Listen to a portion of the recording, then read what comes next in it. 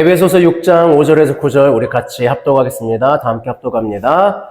종들아 두려워하고 떨며 성실한 마음으로 육체의 상전에게 순종하기를 그리스도께 하듯 하라. 눈가림만 하여 사람을 기쁘게 하는 자처럼 하지 말고 그리스도의 종들처럼 마음으로 하나님의 뜻을 행하고 기쁜 마음으로 섬기기를 주께 하듯 하고 사람들에게 하듯 하지 말라. 이는 각 사람이 무슨 선을 행하든지 종이나 자유인이나 주께로부터 그대로 받은 줄을 알미라. 상전들아 너희도 그들에게 이와 같이 하고 위협을 그치라. 이는 그들과 너희의 상전이 하늘에 계시고 그에게는 사람을 외모로 취하는 일이 없는 줄 너희가 알미라. 아멘. 제가 예전에 이제 아르바이트를 할 때 기억나는 건 이제 출판사에서 아르바이트를 하는데 하는 일이 뭐였냐면 그 문제집을 다시 이제 발행을 하는 거예요. 그러니까 보통 이제 교육 과정에 바뀌지 않는 한 애들이 매년 배우는 게 거의 같잖아요. 그러니까 제가 그때 알게 된 건데 문제집의 그 앞표지하고 뒷표지를 뜯어내요. 그럼 이제 거기에 새로운 표지로 이렇게 다시 가는 겁니다. 그러니까 안 팔린 책들을 그렇게 문제를 표지만 가리해가지고 다시 새 책으로 팔아요. 그리고 가격은 올립니다. 예, 그래서 어쨌든 그걸 해서 이제 앞표지, 뒷표지 찢는 작업을 했어요. 근데 저는 일이 어려운 거는 괜찮은데 시간이 안 가는 거는 견디기 힘들거든요. 근데 이 책 앞표지, 뒷표지 찢는 거는 정말 시간이 안 가는 거예요. 제가 한 1000권을 찢은 것 같은데 1시간 지나갔어요. 그럼 뭐 앞으로 한 7000권을 찢어야 되는 거야? 막 이 느낌이 나니까 너무 힘든 거예요. 그래서 제가 그 아르바이트를 제가 보통 아르바이트 웬만하면 쭉 하는데 그 아르바이트만 처음으로 3일 만에 그만뒀어요. 시간이 너무 안 가서. 제가 그랬어요. 막 그 사장님이 왜 일이 너무 힘들어? 그래서 그래? 그러길래 아니요, 시간이 너무 안 가서요. 라고 얘기를 했거든요. 그러니까 어떻게 보면 정말 평일날은 시간이 좀 안 가는 것 같아요. 그런데 주말은 시간이 너무 잘 가죠. 뭐 한 것도 없는 것 같은데 이미 하루가 다 끝나 있고 그리고 또 뭐 한 것도 없는 것 같은데 제가 예언하려할까요? 여러분 오늘 시간 너무 빨리 가서요. 아, 내일 월요일이구나. 이 시간을 금방 느끼게 되실 거예요. 그러니까 이런 부분들이 있잖아요. 그런데 어떤 과학자가 이 주말에 이상하게 시간이 빨리 가는 것 같은 이 느낌에 대한 정확하게 과학적이고 수학적으로 명확한 이유가 있대요. 그걸 명확하대요. 그걸 알려줄 수 있대요. 그러니까 관심이 가더라고요. 와, 그래, 맞아. 주말에 안 그래도 시간이 너무 빨리 가는 줄 느꼈는데 과학적으로 설명이 된다고? 그러면서 들었더니 그 과학자가 얘기해 준 게 그거였어요. 평일은 5일이고 주말은 이틀이다. 그러니까 실제로 짧다. 그래서였어요. 그러니까 너무 이제 허망한 거 있잖아요. 그걸 누가 몰라? 그러니까 이제 과학자 얘기는 정말로 하려면 목요일인가 수요일 한 12시까지 일을 하고 나머지 쉬어야 된대요. 그래야 과학적이고 명확하게 주말이 짧지 않게 되는 그 결과를 가져온대요. 그러니까 일단 수학적인 시간으로만 이야기를 한 거죠. 근데 심리학적으로는 아마 이제 우리가 모두 일하기 싫어하는 부분들이 있다 보니 그런 것 같아요. 일하기 싫은데 일을 해야 되니까 그 시간들은 조금 천천히 가는 것 같고 또 쉬는 시간은 내가 너무나도 즐기게 되니까 그 시간은 빠르게 지나가는 것을 느끼고 이게 이제 심리학적으로는 아마 그런 부분들이 있을 것 같아요. 그래서 이제 근데 또 만약에 일을 하는데 내가 일하는 만큼의 대가가 들어온다고 생각하면 또 신나겠죠. 그러면은 시간이 또 잘 갈 것 같아요. 그런데 대부분 우리는 내가 일하는 것에 비해서 많이 받지 못하거나 벌지 못하고 있다라고 생각을 해요. 그러니까 이 시간이 어떻게 돼요? 일하는 시간은 괴로움이 되고요. 괴로움이 되니까 그것은 시간이 좀 더 안 가게 돼요. 그래서 이제 창세기에서 선악과를 먹은 아담에게 하나님이 그런 말씀을 하시죠. 너는 내 평생에 수고하여야 그 소산을 먹으리라. 땅이 내게 가시덤불과 엉겅퀴를 낼 것이라. 내가 먹을 것은 밭의 채소인즉 내가 흙으로 돌아갈 때까지 얼굴에 땀을 흘려야 먹을 것을 먹으리니. 그러니까 굳이 땀이 아니더라도 우리는 아담과 하와의 그 선악과 사건으로 인해서 땀을 흘리는데 땀 흘리는 만큼이 아니라 땀 흘리는 것 이상으로 열심히 해도 그것만큼의 결과를 얻어내지 못해요. 이게 이제 인간에게 주어진 저주 중에 하나잖아요. 그러니까 어려움들이 있죠. 그러니까 시간이 좀 더 안 가는 것 같은 느낌도 나기도 하고 그러죠. 그리고 그 불편함, 그런 데서 오는 여러 가지 불편함들이 있죠. 그래서 오늘은 그 일에 관한 부분들을 조금 나눠보려고 해요. 그래서 이 성경에서 얘기하고 있는 오늘 그 에베소서에서는 종과 상전에 관한 부분들을 이야기하고 있지만 그것을 저는 좀 더 일이라고 하는 관점에서 한번 살펴보는 것이 어떨까라는 생각을 하고 이렇게 하게 됩니다. 여러분은 지금 오늘날 평등한 시대를 살고 있다라고 생각하십니까? 우리는 평등하다라고 교육받고 있고요. 실제로 평등하다라고 생각하고 있고요. 이렇게 계급이 없는 그런 상황들 속에 놓여 있습니다. 그런데 여러분 정말 우리가 계급이 없고 평등하다고 생각하세요? 그리고 우리는 그렇게 일하고 있다고 생각하세요? 직업에 귀천은 없다라고 이야기하지만 정말 여러분 귀천은 없다라고 생각하는 상태에서 여러분 일하고 계시고 우리 정말 그렇게 살아가고 있나요? 저는 그런 것 같지는 않다라는 생각이 들어요. 그 어떤 예능 프로그램에서 조선시대에 사는 신분의 사람들이 현대로 온 컨셉을 한 게 있어요. 그래서 임금, 양반, 상인, 광대, 백정 이런 식으로 나눠가지고 이제 컨셉을 잡고 시민들을 만나면서 이게 신분이 바뀌기도 하고 막 이런 걸 했었는데 그때 광대인 사람이 이렇게 지나가다가 어떤 일반 회사원을 만나요. 그랬더니 이제 당신 뭐냐? 그랬더니 이제 회사원이다. 그랬더니 회사원은 어떤 사람이냐? 그러니까 난 지금 조선에서 왔는데 오늘 그러니까 조선을 따지면 회사원은 어떤 사람이냐? 라고 했더니 그 회사원이 노비오라고 이야기해요. 그래서 그럼 지금 노비냐? 그럼 지금 어디 가냐? 그랬더니 주인에게로 가오. 이렇게 얘기하는 거 아마 점심시간이었을 거예요. 그래서 회사도 돌아가는데 나는 노비고 주인에게 돌아가고 있다라고 표현을 해요. 근데 이 말을 들을 때 좀 말도 안 되는 말이야 라는 말보다 공감이 더 되지 않으세요? 회사원이 자신을 노비라고 표현하는 것에 대해서 우리는 공감이 되잖아요. 왜? 맞아. 나는 사장에게 혹은 회장에게 묶여서 억지로 먹고 살기 위해서 일을 하고 있는 존재이다 보니 내가 노비와 다를 게 없지라고 하잖아요. 그러니까 제가 예전에 한번 그 농담 해드렸잖아요. 조선시대 노비는 주인이 먹을 것도 주고 잘 때도 마련해주고 입을 것도 주고 심지어 결혼도 시켜주는데 현대 노예는 자기가 열심히 해서 집도 사야 되고 자기가 알아서 결혼도 해야 되고 그 현대 노비보다 조선판 노비가 훨씬 낫다. 이런 얘기를 하는 사람들이 있었잖아요. 근데 그거에 우리가 공감이 되잖아요. 그러니까 그 얘기는 뭐예요? 우리가 생각보다 우리가 사는 시대는 평등하지 않다라는 거예요. 이 평등하지 않은 상황 속에서 일을 하다 보니 그 일이 더 힘들어요. 바울도 마찬가지겠죠. 바울이 살고 있는 시대에는 노예가 실제로 존재하고 있던 시대입니다. 그런데 여러분 한 가지 좀 아셔야 될 게 있는데 이 바울이 이야기하고 있는 노예하고 여러분이 생각하는 노예는 조금 달라요. 여러분이 보통 생각하는 노예라면은 좀 가깝게는 흑인 노예들 생각할 수 있고요. 우리 조선시대 노비들 생각할 수 있을 거예요. 그런데 이 로마 시대 때 노예들은 크게 두 가지로 나눠져 있습니다. 하나는 전쟁 포로들이에요. 그러니까 전쟁에서 패배한 사람들을 포로로 데려와서 자신의 집에 노예로 삼아요. 그리고 이들은 사유재산이 있었어요. 그리고 마음 먹으면 본인들이 자유인의 신분을 얻을 수가 있었습니다. 또 하나는 경제적인 이유. 그러니까 빚이 너무 많아서 갚을 길이 없는 거예요. 그러니까 돈 많은 사람에게 빚을 갚아주시오. 내가 당신의 노예가 되겠소. 라고 하면서 노예가 되는 거예요. 그 노예의 인권이 생각보다 좀 높았고요. 그렇다고 해서 이 당시엔 근데 인권 자체가 워낙 없는 때라서 그렇게 심하진 않은데 물건 취급하기도 했던 것도 사실입니다. 네, 어쨌든 그렇긴 했는데 우리가 생각하고 있는 그 노예하고는 조금 다르다라는 거예요.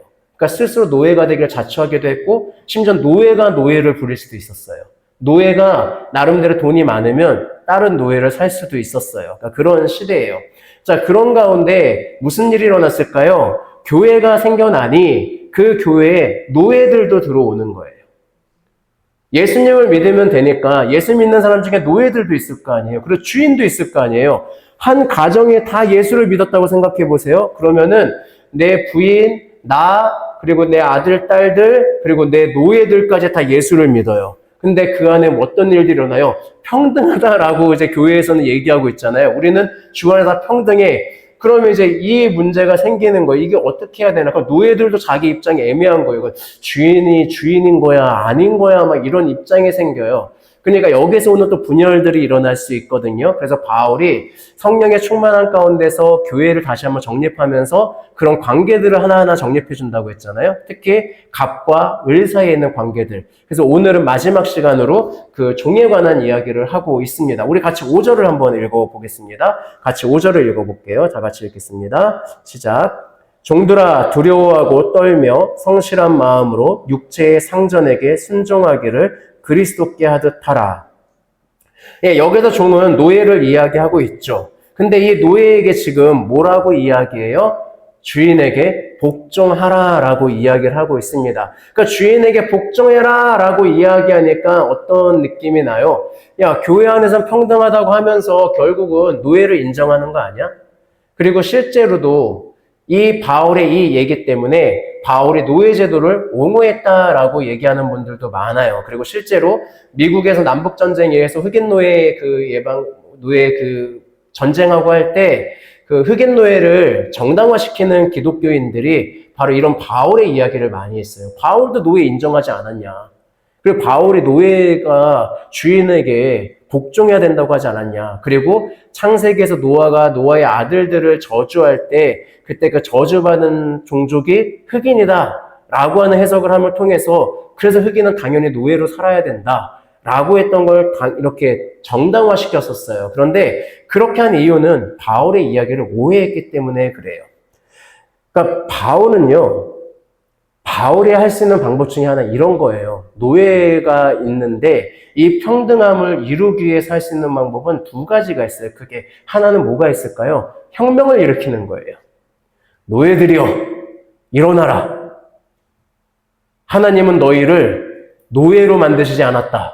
하나님은 우리 모두를 평등하게 만들었다. 그런데 우리 이 인간의 죄악이 사람을 나누고 계급으로 만들고 너희 노예들을 물건 취급하면서 했다. 그런데 예수님은 그러지 않으셨다. 그리고 우리 예수님은 그렇게 승리하신 분이다. 그리고 부활하신 분이다. 그러니 노예들이여 지금 네가 들고 있는 호미를 들고 네가 들고 있는 낫을 들고 일어나라. 주인을 치자.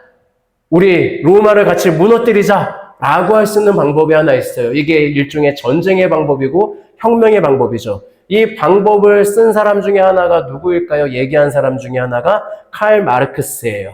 노동자들에게 일어나라. 그래서 북한에서 나오는 거 보면 맨날 노동자들 여기 뭐 두르고 막 뭔가 들고 있잖아요. 싸울 듯이 뒤엎어야 되고. 이런 논리에서 나오는 거예요. 그럼 이걸 선택할 수 있는 방법이 하나 있는데요. 근데 바울이 가만히 보니 예수님은 그렇게 하지 않으셨어요. 예수님 스스로 붙잡혔을 때 그때 베드로가 한 사람이 길을 잘랐을 때 뭐라고 얘기해요? 예수님이 야, 내가 하늘 군대 못 데려올 줄 알아? 나 하늘 군대 데려와서 여기 충분히 쓸어버릴 수 있어. 그런데 나 그렇게 안 해. 그거는 사람의 방법이야. 내가 만드는 평화의 방법은 그런 방법이 아니야. 그러면서 무기력하게 붙잡히시고 무기력하게 십자가에 죽으시잖아요. 그거에 제자들이 처음에 실망해서 도망갔던 거 아니에요. 그런데 나중에 예수님 부활하고 나시니까 이게 참된 승리인 걸 아니까 예수님의 방법을 따라가잖아요. 그러니까 바울이 해봐도 그거인 거예요. 그러니까 바울이 생각하는 방법은 뭐냐면 노예제들이 인정하는 것이 아니라 노예가 노예의 삶을 살지만 노예가 아닌 삶을 이야기하는 거예요. 법을 초월해 있는 삶을 얘기하는 거예요. 제가 공권력을 가지고 있는 분들을 몇 분 만나봤는데요. 이분들이 뭐라고 이야기하냐면 가장 무서운 사람들은 어떤 정신을 가지고 법을 초월해서 사는 사람들이래요. 근데 이 법을 초월한다는 것이 법을 어긴다는 의미가 아니에요.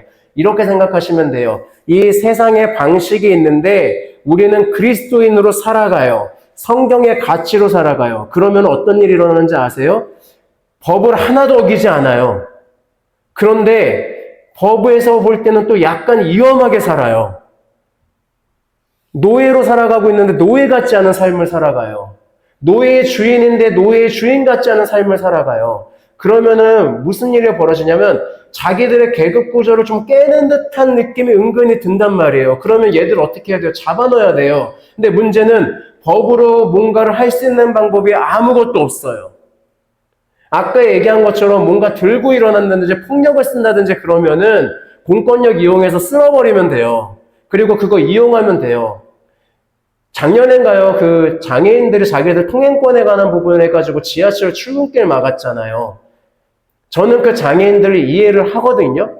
그런데 문제는 뭐예요? 출근길을 막으면서 시민들에게 불편을 주니까 어떤 일들이 일어나요? 비판받잖아요. 뭐를 해서? 불편함을 초래시켜주니까. 그런데 그게 없어버리고 뭔가 이 사람들이 뭔가 사회를 막 바꿔가고 있으면 건드릴 수가 없는 거예요. 이게 너무 무서운 거예요. 그 공권력 가진 사람들, 이 법을 초월한 사람들이 제일 무섭다라고 이야기해요. 가장 대표적인 사람이 한 명 있습니다. 우리가 아는 사람 중에. 바로 간디라고 하는 사람이에요. 그러니까 여러분, 간디가 하는 무저항, 비폭력 무저항이요. 그냥 그게 아니에요. 인간에 대한 가장 초월되어 있는 가치를 가지고 그걸로 살아가는 거예요. 그런데 그걸 누군가가 막 찍어 누를 때 비폭력으로 계속 받아들여요. 무저항으로 받아들여요. 그러니까 어떻게 돼요? 영국 입장에서는 얘가 뭔가 좀 했으면 좋겠는 거예요. 사람들 좀 선동했으면 좋겠는 거예요. 법 하나라도 어겼으면 좋겠는 거예요. 그럼 뭔가를 영국이 쓸어버리거든요. 근데 간디가 그렇게 하지 않아요. 비폭력 무저항의 정신은 사람들을 계속 감화시켜요. 그리고 그걸로 살아가는 사람들을 계속 만들어가요. 그러니까 영국이 뭘 어떻게 아무것도 손을 못 쓰는 거예요. 그러니까 영국이 결국 나중에 어떻게 돼요? 항복. 그 간디가 그래서 위대한 사람이 되는 거거든요. 잘 살펴보면 위대하지 않은 부분이 많은 인간이지만, 예. 그러니까 바울이 지금 이 얘기를 하는 거예요. 너희가 노예인데, 물론 우리는 그리스도 안에서 평등해. 근데 평등한데 노예의 삶을 살지 말고 그런데 노예의 삶을 살아. 이 이상한 말. 그러니까 뭐예요? 그래서 뭐라고 얘기해요? 주인에게 복종하라고 안 해요. 잘 보면. 주인에게 복종하는 게 아니라 사실은 누구에게 하듯이 그리스도께 하듯이. 너 예수님을 복종하잖아. 너 예수님의 이야기면 다 따를 수 있어? 네, 따를 수 있어요. 그러면은 예수님께 복종하듯이 너의 주인에게 그렇게 해. 너의 주인을 예수님 섬기듯이 섬겨. 그리고 심지어는 그걸 어떻게 하라고요? 7절에 보면 기쁜 마음으로 하라고 이야기해요. 그리고 이 기쁜 마음으로 하게 됐을 때 그 이유가 드러나요. 우리 8절 같이 한번 읽어볼까요? 8절 같이 읽겠습니다. 같이 읽을게요. 시작. 이는 각 사람이 무슨 선을 행하든지 종이나 자유인이나 주께로부터 그대로 받을 줄을 알미라. 자, 이거예요. 내가 예수님을 섬기듯이 주인을 섬겨요. 그러면은 그런 마음이 들 수 있어요. 이게 굳이 옛날 일이 아니라 요즘도 생각해요. 여러분이 만약 누군가를 섬겨요. 내가 누군가를 열심히 섬겨요. 정말 최선을 다해 섬겨요. 그러면은 어떤 마음이 있어요? 그래도 내가 100을 줬는데 얘가 그래도 50은 주겠지. 이 마음이 있지 않아요? 그래도 내가 얘한테 이 정도 잘해줬으면 요만큼은 하겠지.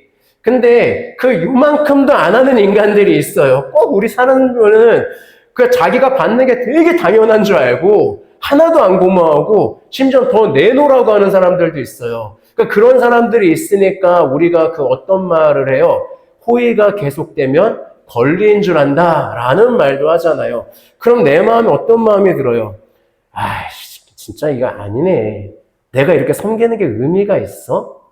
하나도 안 돌아오잖아. 이게 뭐야? 라는 마음이 들 수가 있어요. 근데 지금 바울에서 뭐 얘기하는 거예요? 사람에게 하듯 하지 말라고. 사람은 그런 존재라는 거죠, 바울이. 근데 지금 누구에게 하래요? 그리스도께 하듯 하라고요. 그럼 그리스도께 하듯 하는 건 곧 예수님께 한 거거든요. 그럼 예수님께 한 거면 그걸 어떻게 하시겠다는 거예요? 예수님은 우리가 받은 것을 받고 아 좋다 하고 마시는 분이 아니라 더 많이 줬으면 좋지 그것을 알고 갚아줄 줄 아시는 분이다라고 이야기를 하잖아요. 그래서 제가 어떤 목사님의 그 꿈이 생각이 나요.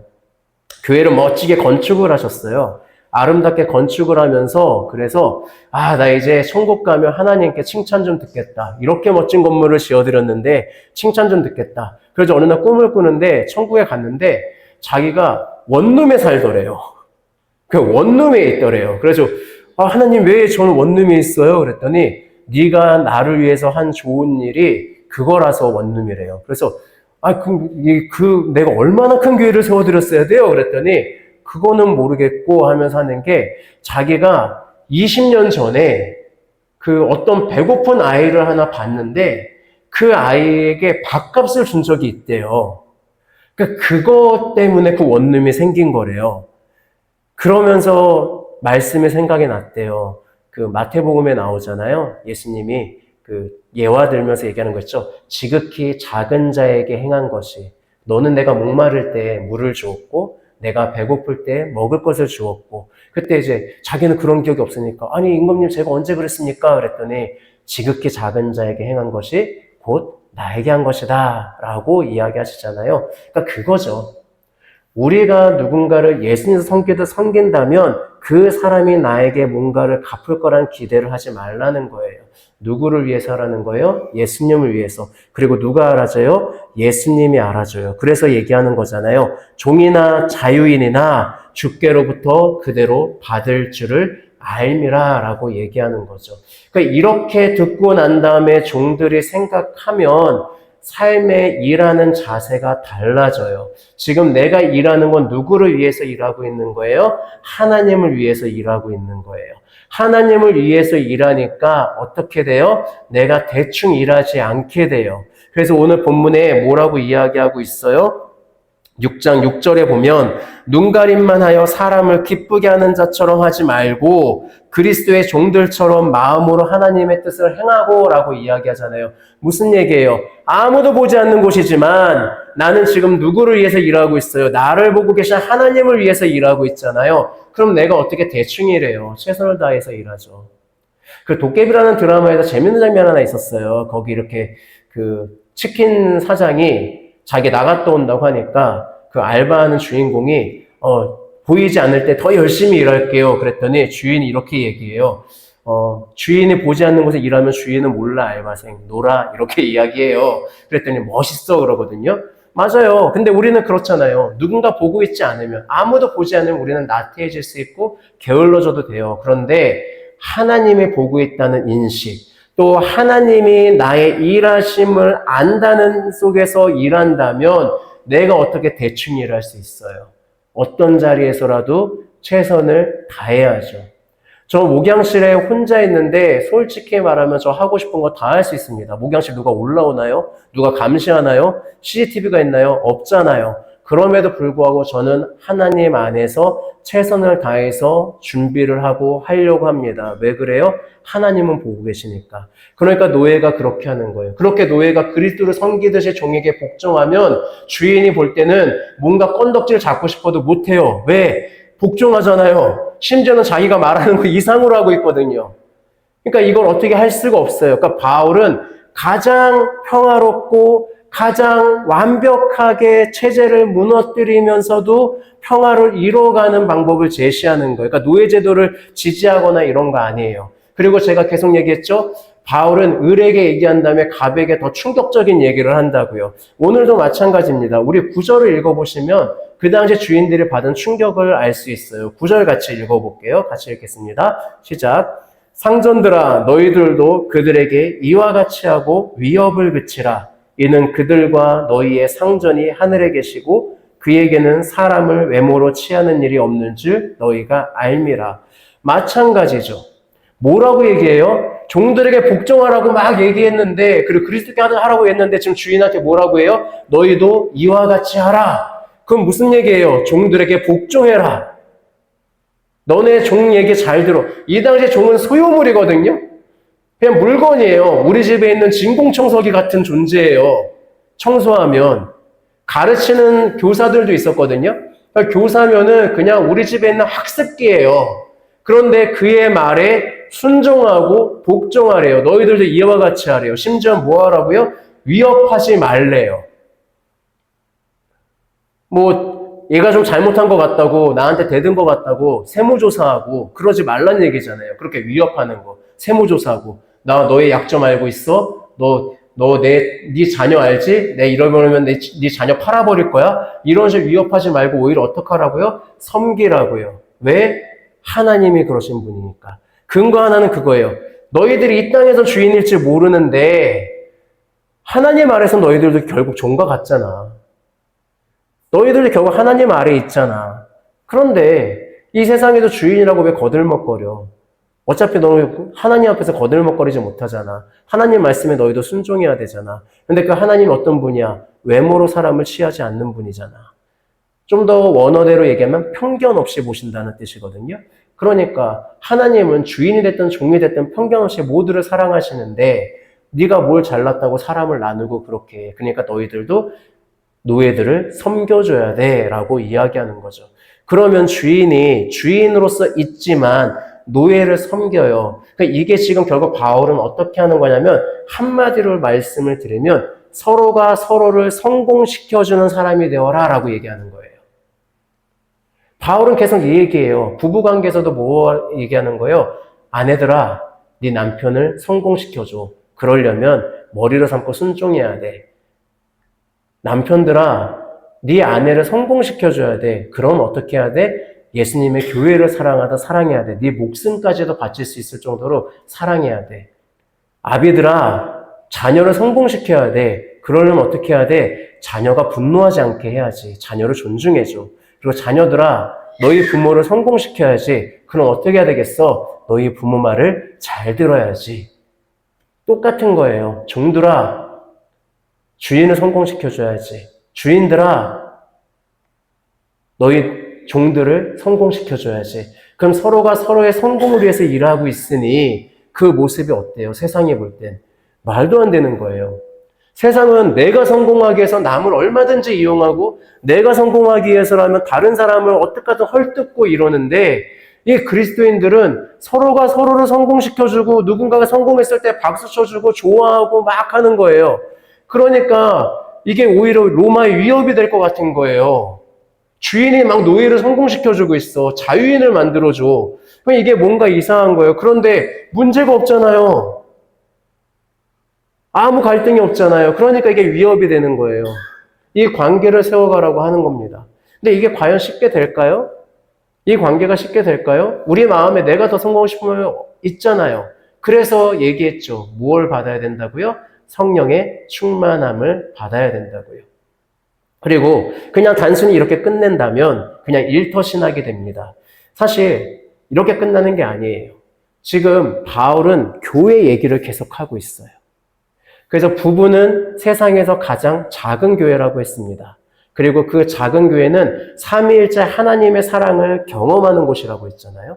하나님과 성부와 성자의 그 사랑을 이어주는 성령 안에서 하나의 공동체가 되어서 그 사랑에서는 뭐가 나왔다고요? 그 사랑이 너무 충만하게 넘치시니 이 사랑하는 우주를 만드셨다고요. 그리고 그 우주를 만드신 가운데 사람을 만드셨다고요. 부부가 그 삼위일체의 사랑을 체험하면서 그 사랑 가운데 하나가 돼서 뭘 만들었어요? 자녀라고 하는 우주를 만들었어요. 그래서 우리는 이 우주를 사랑해야 된다고 그랬잖아요. 그런데 하나님이 그런 다음에 뭐라고 했어요? 그 부부에게 뭐라고 얘기해요? 너희는 생육하고 번성하여 땅에 충만하라고 했죠. 그 땅에 충만하는 관계가 오늘 어떤 관계로 이루어질까요?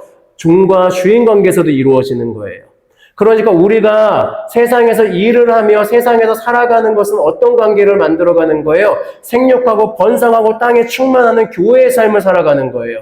그러면은 어떻게 우리가 이 안에서는 어머 그러셨어요 부드럽게 얘기하다가 밖에 나가면 삿대질하고 싸우고 이게 되겠냐고요. 우린 밖에서도 교회인데 우리는 일하는 가운데서 교회로 살아가는데 어떻게 그게 되겠어요? 거기에 뭐 해야 돼요? 하나님의 말씀대로 충만해야 되잖아요. 바울은 그 교회로의 살아감을 이야기하기 위해서 이 얘기들을 하는 거예요.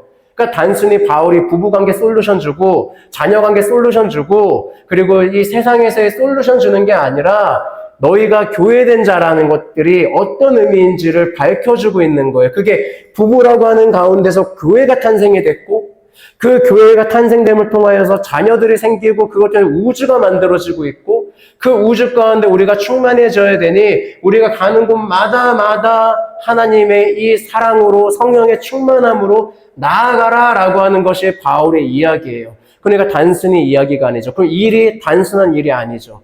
우리가 나가 있는 가운데서 어떻게 해야 돼요? 성공해야 돼요. 여러분이 만약에 식당을 운영하고 계세요? 그럼 어떻게 해야 돼요? 내 집에서 밥을 먹는 사람이 기분이 좋아져서 나게끔 해야죠. 그게 성공이잖아요.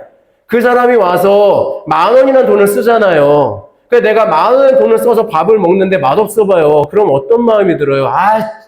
이러잖아요. 그런데 내가 먹었는데 너무 맛있는 거예요. 야, 내가 10,000원인데 이렇게 맛있다고? 이렇게 따뜻하다고? 심지어 주인이 너무너무 착해요. 너무너무 좋아요. 너무너무 친절해요. 그럼 내 기분이 너무 좋아지죠. 돈 10,000원이 아까요? 안 아깝잖아요. 그 성공시켜주기 위해서 식당을 운영하는 사람들의 그 교회된 이들의 마음은 어떻겠냐고요. 이런 세상이 어떤 세상이겠어요.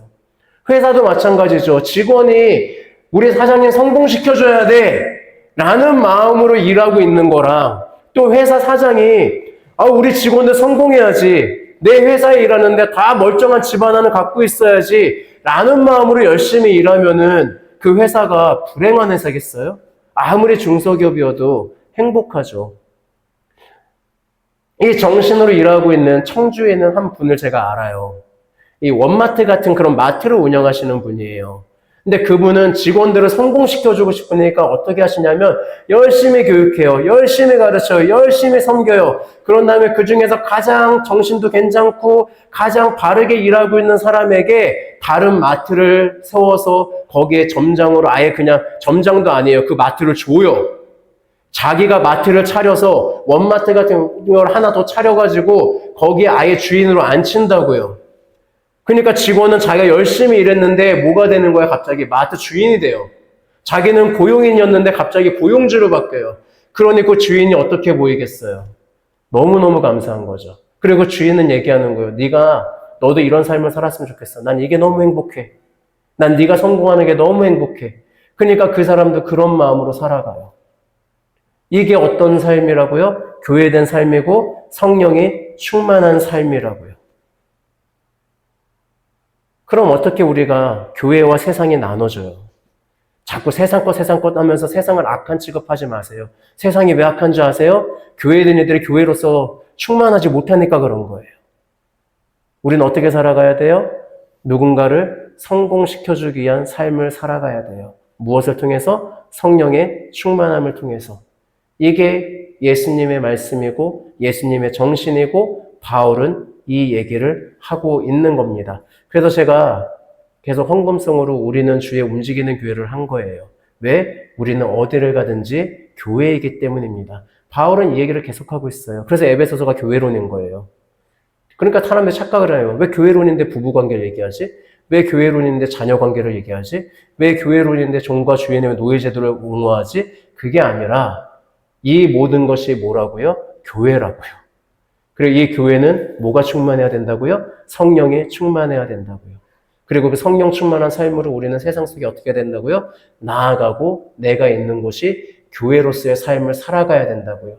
그러면은 달라지죠. 그러면은 대한민국이 좋아할 것 같으세요? 아니요, 무서워해요. 그래서 예수님이 얘기하는 거잖아요. 너희는 감당할 수가 없다고. 그리고 우리가 그런 삶을 살아갈 수 있게 하기 위해서 예수님이 뭐라고 하셨어요? 교회를 세우실 때 뭐라고 해요? 너희가 매면 하늘에서도 매일 거고 너희가 이 땅에서 풀면 하늘에서도 풀릴 거야. 이 권세를 주셨잖아요. 그러니 여러분 당당하게 나가셔도 돼요. 여러분은 예수님의 권세를 받고 성령의 충만함을 통해 이 세상을 성공시키기 위해서 땅에 충만하게 해서 나아가는 교회된 자들이에요. 그러니까 여러분은 언제나 주눅 들지 마세요. 어깨 피세요. 내가 피고용인이면 어때요? 나를 고용하시는 하나님이 더 위에 있어요. 그러니까 어깨 피고 그곳을 성공시키기 위해서 살아가세요. 그러면은 그것이 우리의 삶 가운데 교회를 오히려 더 확장시키는 그 모습을 발견하게 될 겁니다. 바울은 이런 삶을 살아가라고 권면하고 있습니다. 저는 여러분도 이 삶을 살아가기를 주님의 이름으로 축복하겠습니다. 기도하겠습니다. 살아계시 역사하시는 아버지 하나님, 주님께서 우리에게 성령에 충만하라 라고 말씀하셨고 그 성령의 충만함으로 나아가야 될 부부관계, 또 자녀의 관계, 또 일하는 관계에 대해서도 가르쳐 주셨습니다.